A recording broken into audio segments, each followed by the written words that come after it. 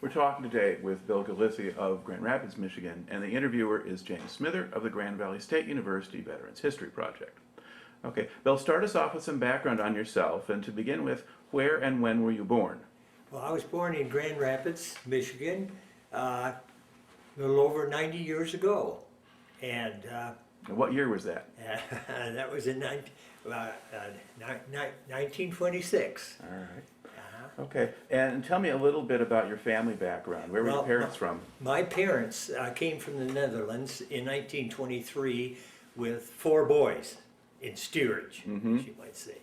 So, and I was the youngest.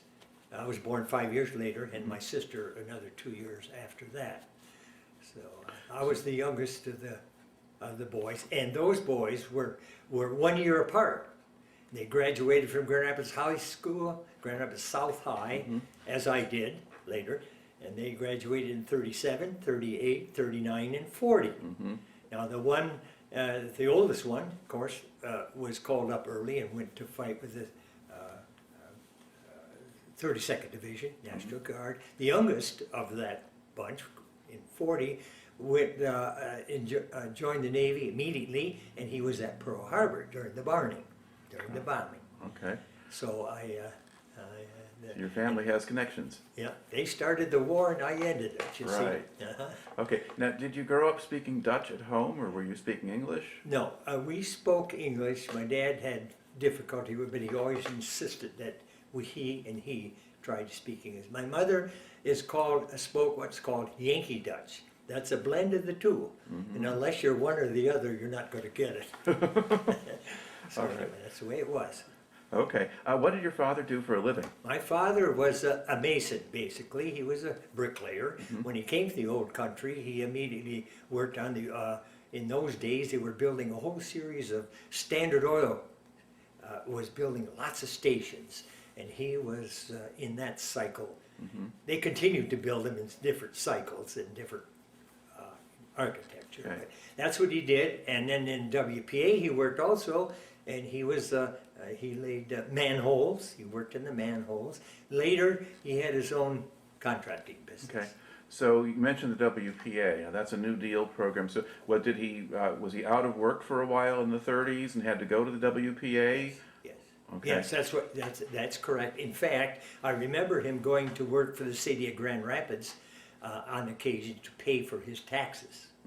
And of course, we were all on script, so we would take the sled across St. Andrew's Cemetery and the number 4 fire barns and get our milk, prunes and grapefruit and so forth. Okay, so it was kind of lean times for a while. Lean then, times, in the 30s. especially for laborers, like my dad. Okay, and then, but you were able to stay in high school and graduate from high school. Yes, I actually, my 18th birthday was in September, but I had enough credits. And so I probably chose to go, and that was in December then of that year. All right. Now, do you remember how you heard about Pearl Harbor?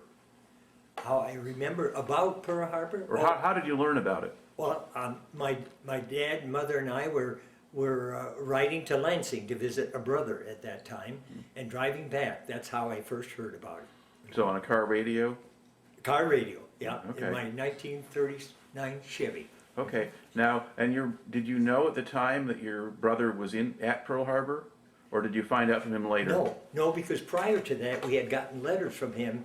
It was in June of that year, letter to my dad stating that from now on, my address will be APO San Francisco. Yeah. Yeah. So we didn't know where he was. All right. At what point did you find out he had been at Pearl Harbor? I really don't know. At that point, I don't know how soon it was that we found out. I can't remember that. Okay. No. And do you think it might have been kind of a long time?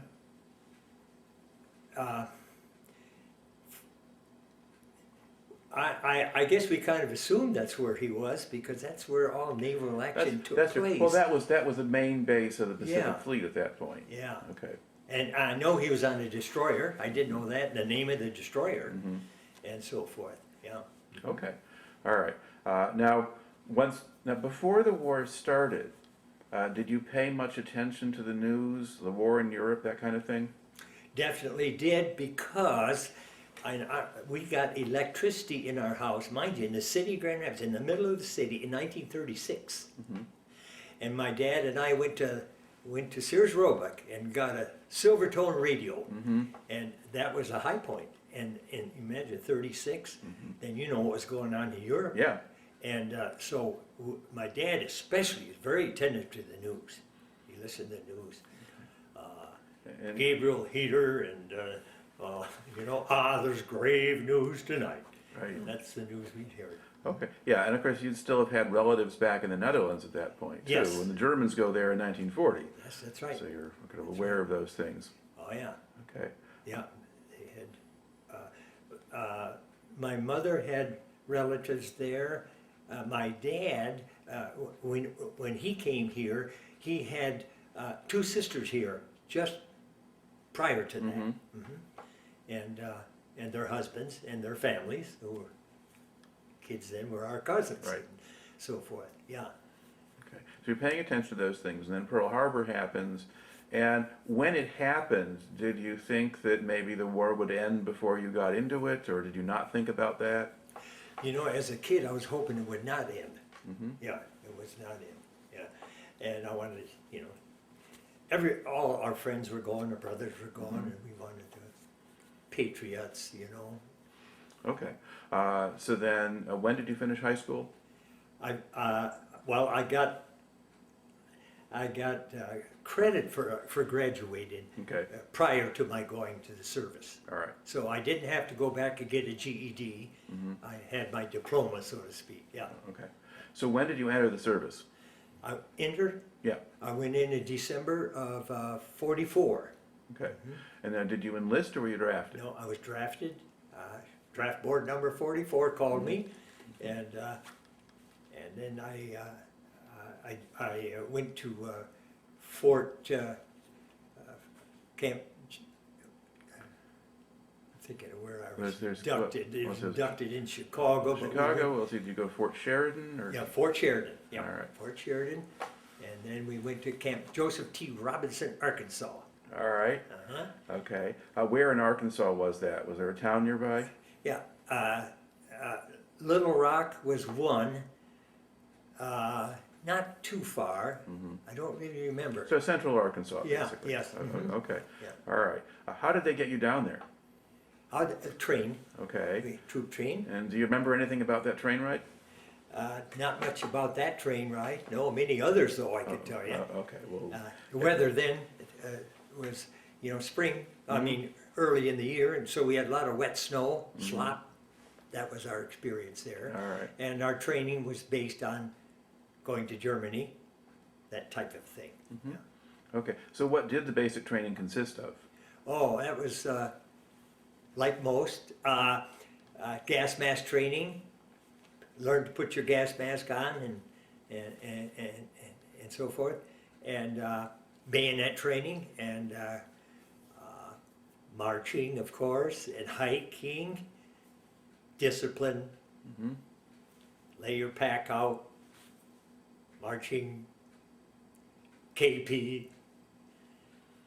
It was just general basic training, yeah. All right. Now, the guys you were training with, were they mostly from the same area or were they from all over the place? They were from all over the place. There was there had guys from the south and the east, yeah, from all over. There was a pretty good collection there. Okay. Now, were you part of a division at that point that was based there, or was this just training? No, not at all. And we were Okay. just in training. All right. And then that was a 16-week course. And when that was over, then I went a delay en route, and that decided where I was going to go, and that was to Germany. So, which I was very happy about that. But when we got to Fort Meade, Maryland, the tide had changed. You remember when I went in December, it was the time of the Battle of the Bulge. Right. So things were already beginning to change then. And so when I got to Maryland, they said, whoa, no more. We don't need you anymore. we need potato peelers over there. Mm-hmm. So then we went to we were sent to Camp Howze, Texas, to learn how to hate the Japanese. Mm-hmm. And then went from Fort Ord to a replacement depot, which Okay. was in the Let's Philippines. back up here to Camp Howze, Okay. Texas. You said you learned how to hate the Japanese. Were you simply learning about the Japanese, or were you training for fighting in Japan, or? Not specifically that, it was a mental thing. It was Okay. more or less movies showing the atrocities the Japanese had done and so on and so forth, yeah. Okay. And this is the kind of a soldier you're going to meet, that type of a thing. And more bayonet training, which I hated. You had to be strong to be good at bayonet. All right. Okay. So you went to Camp Howze, and then Camp Howze, and then after that, the next stop was? Port of embarkation, Fort Ord, California. Okay. All right. Did you stay at Fort Ord for any amount of time, or did they Not very load you long. up quickly? It was a beautiful place to be. Mm-hmm. And so naturally, when you're in the Army, you don't stay anywhere where it's a beautiful place to be. So we went from there. Let's see, Fort Ord is a Monterey, and Pebble Beach Golf Course. You know, that's a beautiful area there. Then we went from there, from Fort Ord, by train to Frisco, I guess, and left there. All right. What kind of ship do they put you on? They put us on, I guess what's the usual troop ship. I don't Okay. know if it was a Kaiser built or what it was, but it was full and packed. And the thing I remember about that was the roughness of the sea at that point. Oh, there were a lot of sick guys, and I was sick. After a couple of days or so, I guess we got over that. And then from there, we went past some of the other places that had already been taken, Guam, Ulithi, some of the other, went right past Hawaii, of course. We just stopped at Hawaii for any pleasure trip, and on to the Philippines from there. Yeah. All right. And then where did you land in the Philippines? Well, I don't know where it was. I don't know the Okay. name of the place. I don't know the name of the place. No, I don't. It was an Infantry Replacement Depot. Okay. IRTC, they call it, you know? Yeah. And then we didn't do much different there.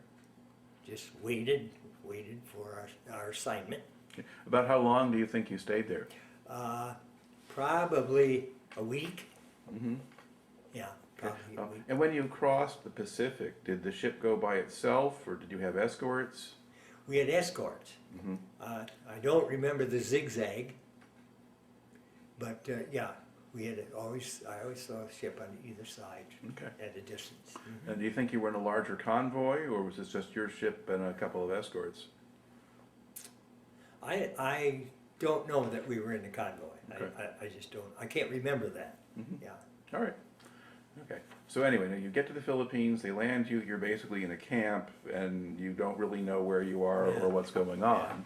Okay. And you're there for about a week, and then what happens? Well, then we got on board an AP, assault. I guess the AP is assault personnel or something. We got on one of those ships, and then we went, I guess, directly to Legazpi, and come down the nets and onto the landing boats and went ashore, and that's where we met our new assignment, our new company. So what unit were you joining? It was the Company A of the 158th Regimental Combat Team. Yeah. Okay.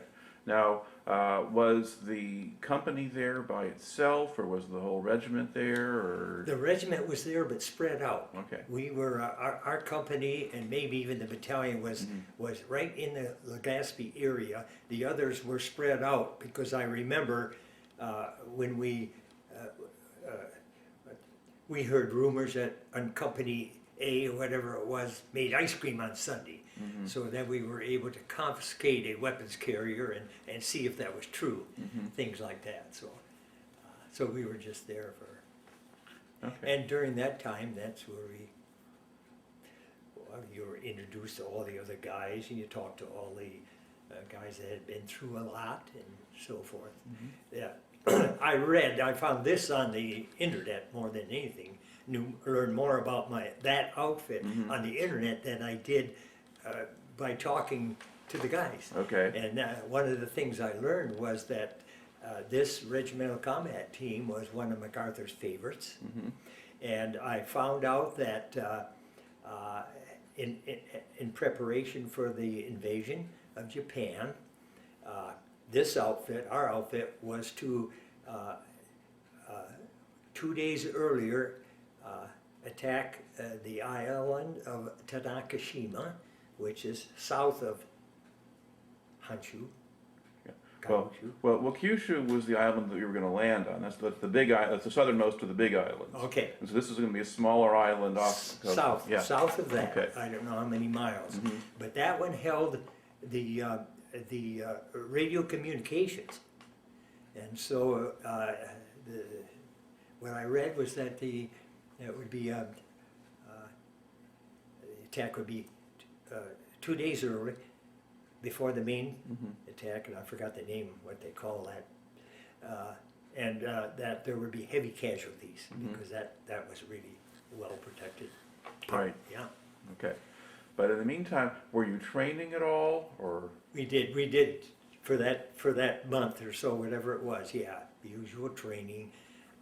Did a lot of bayonet work again, and a lot of compass work in the jungles and things like that. Did they have you practice amphibious assaults, or did you just stay on land? Yeah, amphibious assaults, yeah. Okay, so you would go back out on the boats and Go get a back landing out, craft go and come back in. Yeah. All that sort of stuff. Yeah. Okay. Now, when did you actually arrive at Legazpi? When did you get there? I don't know the date, but it was in July. Okay. Yeah. Okay, so July 45, you're there. Yeah. All right, getting ready. Yeah, and it's getting close to when the invasion was supposed to take place. Well, which I the think- bomb hadn't gone off yet Right. either. See, yeah. Right. Okay. Now, while you're there, at that point, do you see much of the local population, or are they kept away from you? No, there was no, I don't remember local population per se. Individuals, yeah, we had, girls would bring us eggs and so forth, and we had our squad tents. It was pretty well organized, and we had a good kitchen crew, which was made up of the Koreans who were left there that the Japanese had used, and they became our cooks, and so on and so forth. And so we had pretty good meals there, besides drinking out of a Lister bag, but the food was a lot better. Yeah. Okay. Yeah. All right. And then, do you remember hearing about the atomic bomb? Yeah, we heard about the atomic bomb, yeah. And did you have any sense of what that meant at the time? No, only that it was spectacular, and talk back and forth. Huge bomb. It looks like that sounds good to me. And then the second one, and we started to have some positive thoughts about what we were doing, and then when it was finalized, when we heard that the hostilities was over, and we had a completely different mindset then. I don't know if the discipline was as good as it was before, but yeah. So what was the reaction in camp when you heard the war was over? Oh, everybody started planning what they're going to do at home, and then of course the guys started counting their points. See, the high point guys, I forgot what the top one was, 80 or something like that. And then if you were a married man and you had so many points and you had so many children and years overseas and awards and medals, they were all points for you. See, I don't think that any of our guys left then at that point. And I think our whole outfit, as it was at that time, then was dispatched to Japan. Okay. Yeah. And do you know when you arrived in Japan? I think it was April 13. April 13 of That's quite a long. April 13th is a long time after the surrender. yeah, So you were basically in the Philippines then Yeah. for a long time after yeah. the surrender. Yeah. So what were you doing in the Philippines all that time? Well, just doing routine Army stuff. Yeah. And did you get a chance to go off the base and look around at all? Or? No, we didn't. We just stayed right there in camp. Now some of the guys did. They went to other. There was no cities there except just the Legazpi itself, you know. But no, we just boring Army stuff, waiting, anticipating, and we had a lot of free time. Okay. Now, over the course of the time then, between August of 45 and April of 46, then presumably some of the guys are rotating home now. They've got enough points and they're leaving. They did have, yeah. They had enough points. Okay. And when they left, did anyone come in to replace them, or did the unit just get smaller? No, nobody replaced them. No, we were the ones to go on. Yeah. Okay. Now, did the Army provide any kind of entertainment for you in the Philippines? No, most of that was self-entertained. The guys, there were boxing tournaments and things like that. Yeah. And did they have movies or other stuff like that? Yeah. Anything that they could do to keep us happy. Yeah. Just a lot of boring time waiting. Yeah. Okay. Now, did you have much communication with people back home at that point? Were you writing to your parents or anyone else? Yes, we were writing, and I don't remember getting much mail, but yeah, we were writing then. Okay. Yeah. Yeah. So it's just kind of this long sort of blank period. Long blank Not much period. happening. It's very boring. Yeah. Okay. Yeah. All right. But then finally, then in April of 46, now you get orders for Japan. Okay. How did they get you up to Japan? We were on kind of an LST, and it was a typhoon. We had that typhoon season, and it was very, very rough. It was rough. Yeah. I don't know if that was the time. That's a different story. I had a monkey on the ship Okay. that I got from another guy, and he would sit on the edge of it, and he was sick. But that wasn't on another tour. That wasn't on this trip. Okay. Yeah. All right. Now, if you're on an LST in a typhoon, I mean, did you wonder if the whole thing was going to break up and sink, or? Oh yeah. Yes. This was new. This was new. It was like you were in a tin can, and that. Yeah. How long did that go on? Well, I guess several days. It wasn't that far, I guess, from the Philippines to Japan, really. Yeah. But yeah, several days. But you managed to get a hit of typhoon. Okay. So where did you land in Japan? We landed apparently in Yokohama, Mm-hmm. and then we got on a train right away. And we went north to this area, Utsunomiya, Mm-hmm. and then we went through town, which had been, you could see it was bombed. It was some of the wood poles and stuff had been scorched and burned, things like that. And I remember walking or driving through town, village. We didn't see anybody. Yeah. We just didn't see anybody. We went to an encampment. It was a high wood fence. You see a lot of those in those areas, and I understand it was a former Japanese cavalry officers training center. Okay. It wasn't large, maybe, what would I guess, 5 acres maybe, something like that. And beyond that was the rice paddy. Okay. So this is still fairly flat country that you're in. Yeah. And around that, of course, was a service road, and that's where we headed to our guard duty. Suppose, I don't know what we were guarding, but we are on guard duty. That's what you do in the Army, you know. And the interesting thing there was we always had this little book that Japanese, American, we were quarantined there, I remember, for a week or something like that, so we weren't out on the street, so to speak. Right. And we were on guard duty, and I was walking, and there was a mama-san, an older Japanese woman who was washing some clothes on her rock or whatever it was. And of course, I don't know how it is with other GIs, but we didn't like to wash our own clothes. And so another guy and I, who did that guard post quite often, would meet with her, and we would try to say, "Mama-san, you wash. I wish you wash your clothes." Sekken, I guess, was the name for soap. And she says, no, she couldn't do that because she didn't have any sekken. And I said, that's okay, we have soap.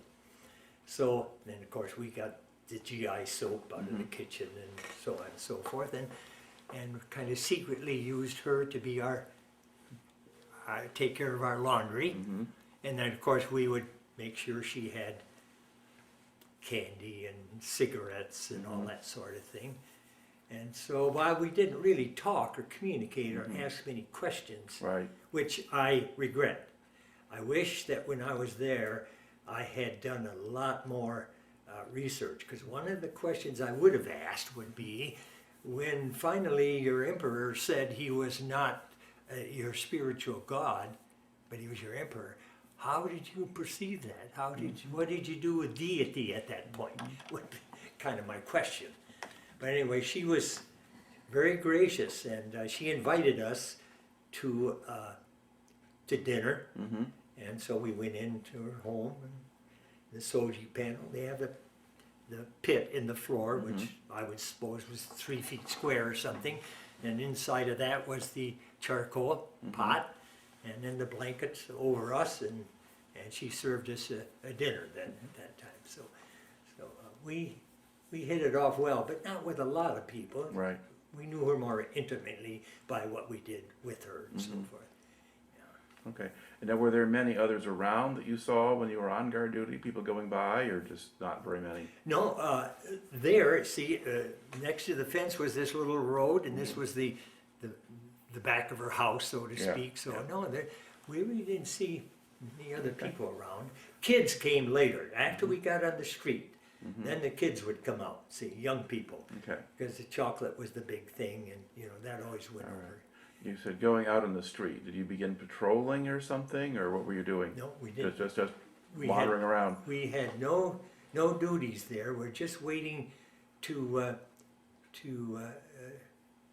I guess, to dissipate. I guess. No, we really didn't have much of anything to do there. See, that would be in. What did I say? That would be in April. And no, did I say April? No, January. Okay. We went to Japan in January 13th. I said April? Yeah. Oh, no, that's wrong. Okay. The colors of the National Guard went back in April. All right. So in that span of time, I can't remember we did much of anything. And then when the colors went back, then we left that place too, back to Yokohama. Okay. Yeah. Okay, so basically you're about 3 months there, so you kind of get to know the area a little bit. Yeah, a little bit. I can't remember we did anything productive. We didn't do any repair. We just played soldier, I guess, is about all we did then. Yeah. Now, while you were based there, did you get to go into Tokyo or go anywhere else, or were you just stuck out there? Not when I was based there. Now, let me think. I did get to Tokyo. Yeah. I'm trying to think who I was with and where I was with her. I think I went to Tokyo after I was reassigned to Yokohama. Right. I think that's what. Then we took trip, so to speak. And there were trains that went back and forth at that point. Yeah. All right. When we first were reassigned in in Yokohama, we were, our quarters were in what was called the Bunjido racetrack. It was like a MSU stadium, all concrete. Well, that's where our housing was in this place, cold, you know. Yeah. And at one time, in one end of it, there was a printing company of some sort. It was also at that time when we read in the Stars and Stripes, you begin to read what ships are coming in to pick up guys and take them home. And it's there that I saw that my brother's ship, my brother who was bombed at Pearl Harbor, was assigned to a transport, the Blatchford, R.M. Blatchford. And so I, some way or another, connected with him, and I said, when you come in, I want to know. So when they came in, then I was a guest in the officers' meal, you know, officers' quarters. And it was such a change for me, because the officers all had white tablecloths. In those days they had, what did you call the guys? There were stewards. Stewards, yeah. And they were black stewards on board ship, and they served the meals and so forth. That's the first time I had milk in a good long time. So I was treated pretty royally. And then there were nurses on board the ship also, yeah. And so I was permitted to be on board for a while. All right. And live like a king. Okay. Now, when you transferred to Yokohama, now what unit were you joining, or what did you become part of? I think it was that construction, 1279 Construction Engineers Battalion, if I remember right. All right. And then, and from there, I think what we did was change quarters out of that place into an area in Yokohama itself, and there was another flat area made up of tar paper Quonset, not Quonset, but tar paper huts set in order, and that's where our company then stayed. And from there, our work assignments were interesting. Mine was. I was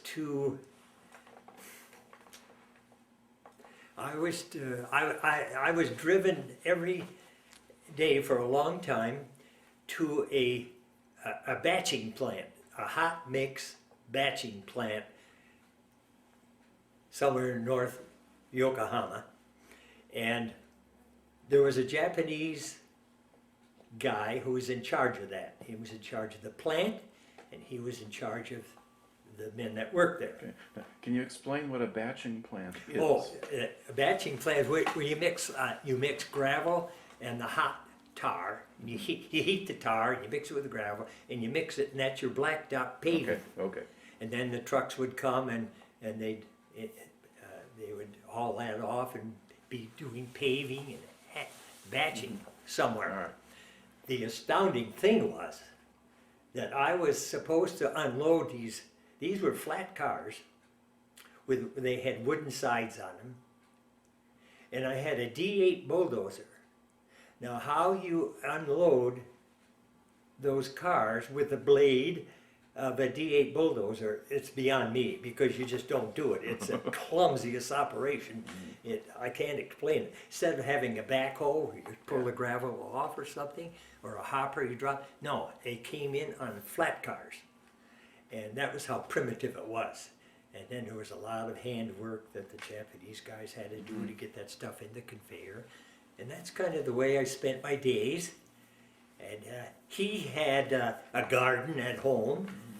He had lived in the United States at one time. So this is the Japanese manager. Yes. Yeah. He was a man much my senior. He might have been 60 or maybe 60 years old or something.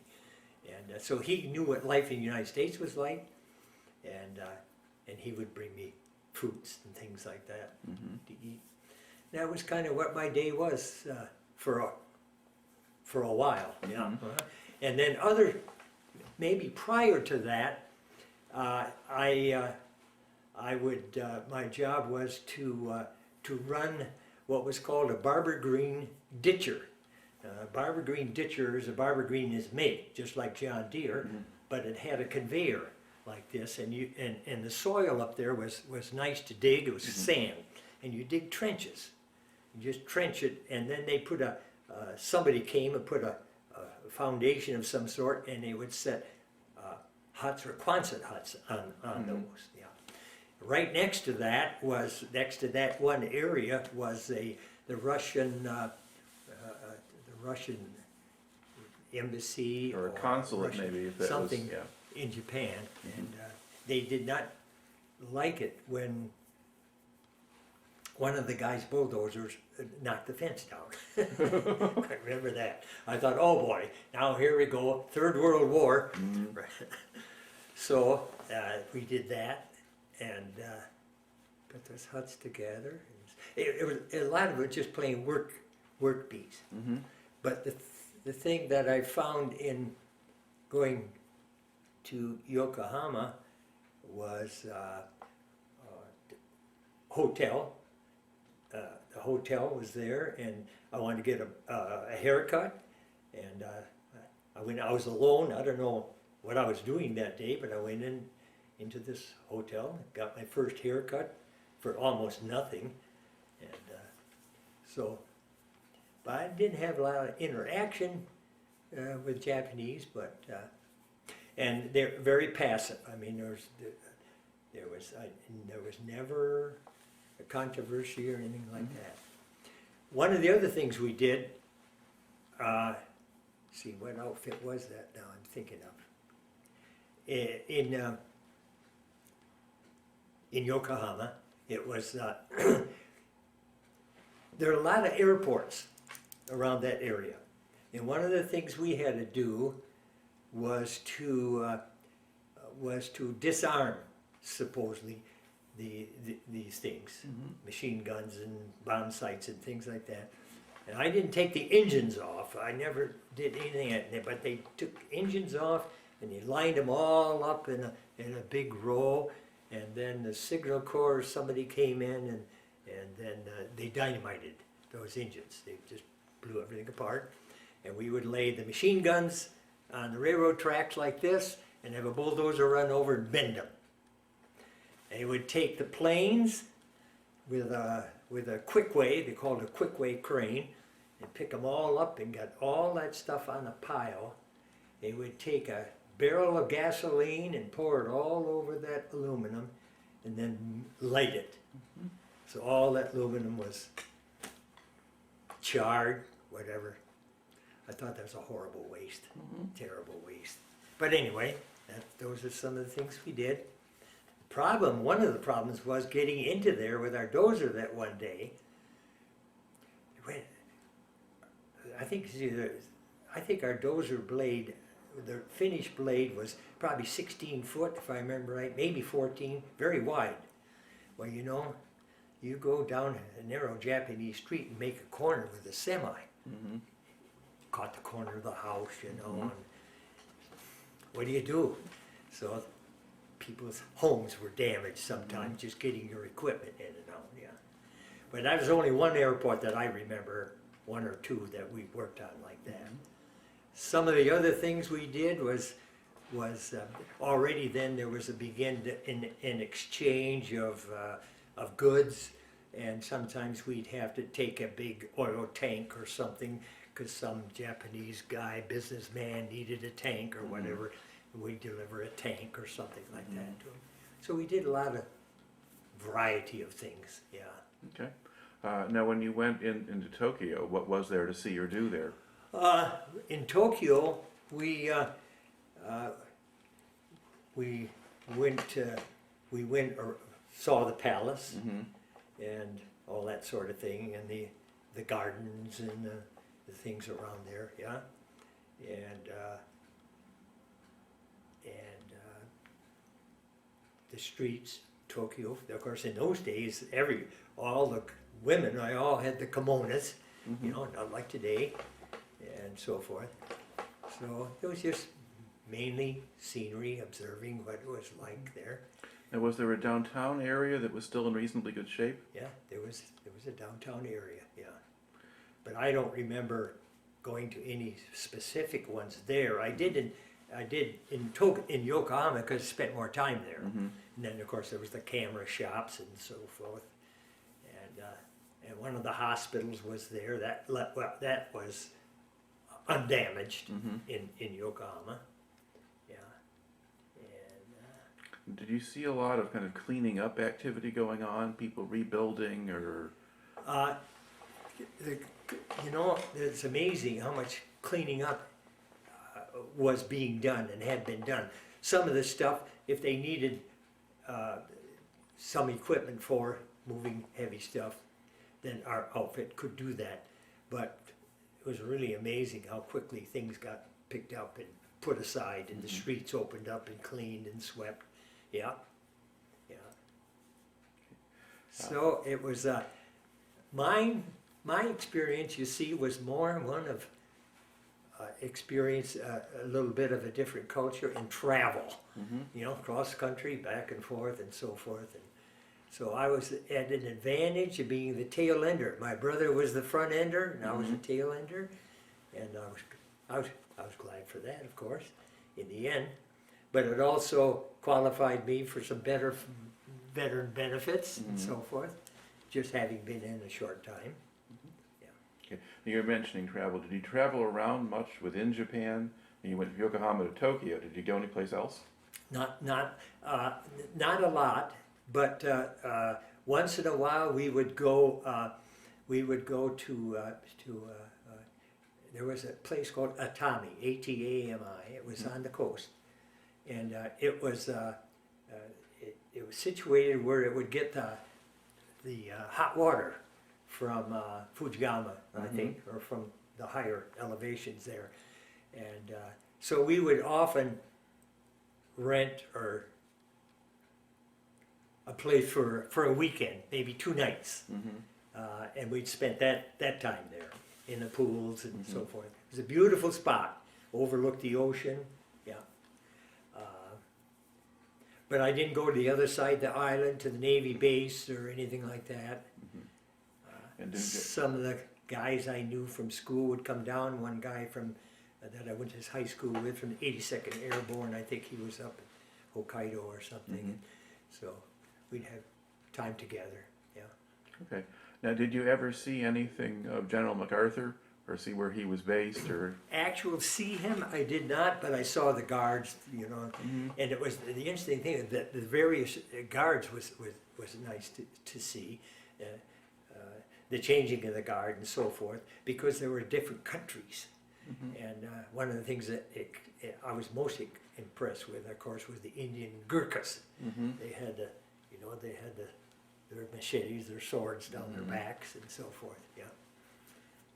No, but I did experience saluting his car when we were in the southern part of Yokohama. Eichelberger's headquarters was just beyond the racetrack, this Bunjiro racetrack I was talking about. They always had to pass our place. And so we had plenty of times when the star was on the front of the car. Yeah. Star in the car. Now, did you have to salute Eichelberger's car or just MacArthur's?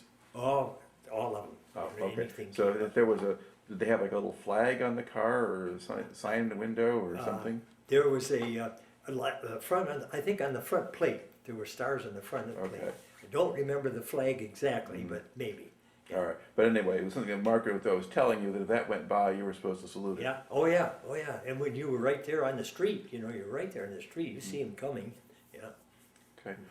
Now, another side of the occupation of Japan, or one of the things that shows up in the books and so forth, is that apparently there was a lot of prostitution and issues like that. Was that around, or were you aware of that? Well, I imagine individuals, yeah, but really I didn't, we knew it was going on. We knew that guys were doing what guys do. As far as it being flagrant, girls on the streets, Not really. Not I that don't you think saw. I don't think I saw. or particular establishments or anything else like that. Yeah. Well, if there were, I didn't know where they were. Yeah, well, that's probably a healthy thing. Yeah. Yeah. Yeah. No, and other thing was great in Yokohama. The one First Cavalry, they had a great baseball team, and so there were we had spent a lot of time at baseball games in Yokohama. Yeah, very competitive. Some of those games. Yeah, Okay. and Now, of course. did they ever play Japanese players, or was it all Americans against each They other? were all American teams at that time. Okay. Yeah. I keep thinking about going through town, and then of course the the streetcars were all energized by the cable up above, and then the guys a little mischief. A guy would get out, pull the car down, and the poor Japanese guy couldn't. What could he do against all the GIs that were? But mischief, kids, kid stuff. All right. So, about how long did you spend in Yokohama, do you think? That was until the time I came home. Okay. Yeah. So that would be from April to. from April to November. Okay. All right. Yeah, it's quite a while. All right. Yeah. And thinking about the time that you spent in Japan, are there other memories or impressions that stand out that you haven't brought into the story yet? Yeah. No,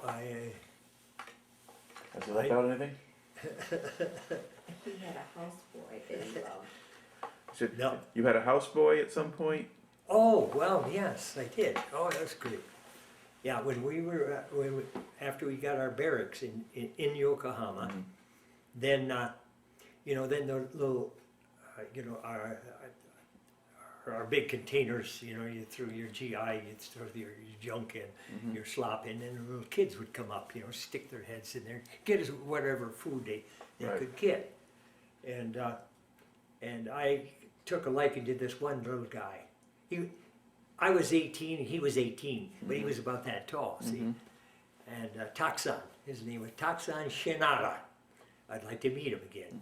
But anyway, he then became our houseboy, and he would, we were in a squad tents, I don't know how many guys, maybe a dozen guys in the barracks. And he would make our beds, he would shine our shoes, and we'd keep everything tidy. And then of course, we paid him, and then he got all the benefits of food and all the rest. But he also became kind of a brother, you might say, because he would learn to tease. He'd learn to tease. He would say, I would make some remark about Tojo or Yamashita or something, that they were bad guys, and then he would say, no, they were not, they were good guys, stuff like that. But overhearing conversations, GI conversations, is always, when are we going to go home? When GIs gripe, then everything is all right, they're alive, So he would hear us say, how many points till we go home? We want to go home. And then and I remember him saying, where did you come from? And I always say, I didn't say Grand Rapids, Michigan, I made it easy for him, I said Chicago. Oh, you gangster. See, it was always gangster. Yeah. You gangster. Or, of course, you always heard the story of Babe Ruth. But Taksan Shinara caught on, and pretty soon he would tease. He would stand on my footlocker, and he would say, he would say, Makasa speak. He would say, no go. And he'd laugh, and he wanted me to chase him, see. And so that was our game. And then I said to him, the day I was to leave, I says, Taksan, I think I want to take you home. I says, I'm going to take you by the pants, and I said, I'm going to stick you in my barracks bag, and I take you home.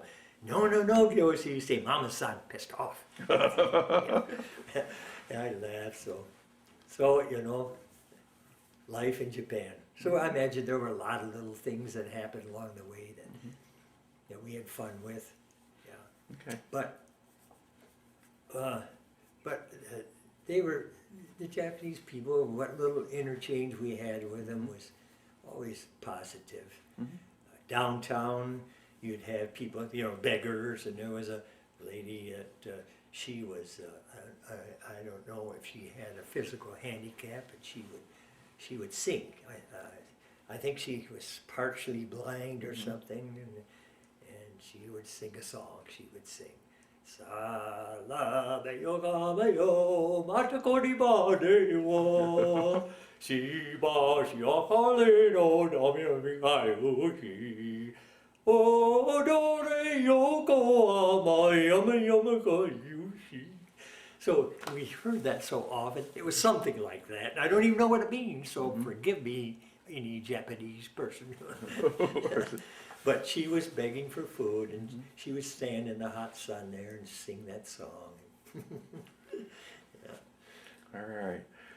Now, so eventually, though, did you find out did you have enough points to go home, or did a whole bunch of you get to go at once, or what happens? I think it was just a matter of the end.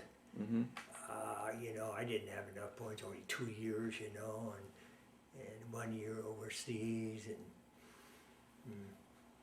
I imagine it was a matter of another unit just going home. I don't know what any of the other guys did, you know. But a lot of people wound up at the end of the war staying in less than 2 full years.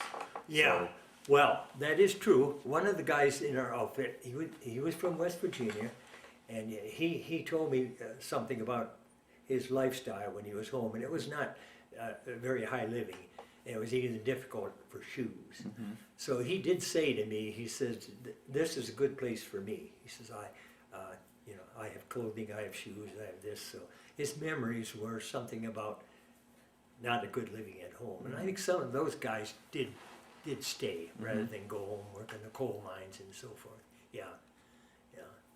But not many of them in our outfit that I remember stayed. Okay. So when it's time for you to go home, how do they get you back? How How do you get home from Japan? How did I get home? Yeah. I got on board ship in Yokohama, and we took and we went back. We went to Seattle, the port of Seattle, and I think that's Fort Lewis, if I remember right. Fort Lewis, Washington. Mm-hmm. I have to say, it was the happiest day of my life. I think going home, USA. It was a beautiful time of the year. It was just like Michigan. And football season was on, and it was really, it almost made you think, gosh, if the Army was always like this every day, eating like this, being fed like this, it would be, maybe I'd stay, but no, it was time to go home, and I was a happy day. Yeah. Okay.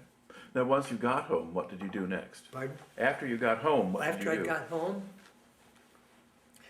got home, I think I had the opportunity for the GI Bill, but I didn't take advantage of that in any way. I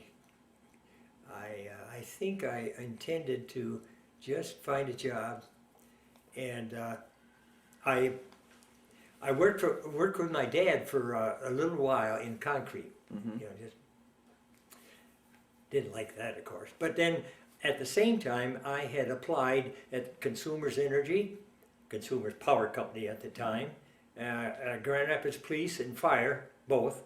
They were separate, at least at that time. So I applied there, did the civil service exam thing, and they all came at the same time. I could have gone to any one, and I chose the power company. And so I worked at Consumers Energy for 6 years as a groundman, and then later as a lineman.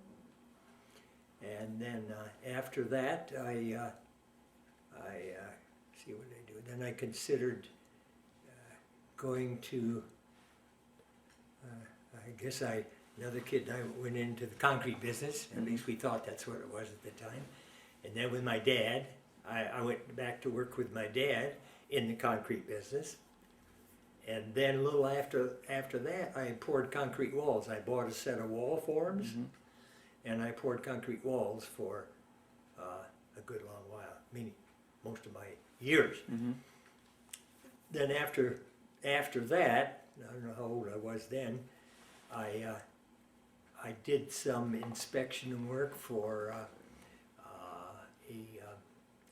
Bill Holmeyer in Muskegon, Soils and Structures. And when they were building some of the Hayworth buildings in Holland, I did the soil testing and concrete testing and some inspections for placing of concrete, things like that. And I did that for a while, yeah. Then, as years went by, then I think our church was going to build a new church. And so I did the clerk of the works business on that. And just kind of faded out of the picture. All right. And Okay. Now, to look back at the time that you spent in the service, what do you think you learned from that, or how did that affect you? well, I think it was an experience I would never have. I would do over any day, because after all, you know, I didn't get shot at, and I didn't have to kill anybody. And I know what the Army is like. I think the mistake I made was I didn't take advantage of more communication with the people of Japan, and maybe even the Philippines, although I wasn't there that long. I think I would have done more research, trying to interview a little more people there, Okay. travel more, maybe. Okay. And when you got back to the States, I mean, had you learned things from being in the service that helped you in your jobs or otherwise, or? What did this service teach me? Oh, well, it taught me what it was like, and it taught me about war, the effects of war, what happens to guys when they go through these things, and I think you always learn more than you know, more than you can put your finger on. You learn how to get along with people. You learn to size people up. You know who to stay away from, and so forth. And I think it's a great learning experience. I think from the standpoint of discipline, it's a good thing. I think from the standpoint of discipline, all young people should go through it. Yeah, I do. I think that. So I don't have a negative feeling toward it. I do say this when I have children and grandchildren, and I say to my grandchildren who lean towards the military, but you get your college education first. You get that first. And then if you want to be an officer or whatever comes after that, okay, but you get that first. You don't want to be on the bottom of the ladder. Not that it's great up on top either. I know that, but... All right. Well, it makes for a good story. So thank you very much for taking the time to share it today. Okay.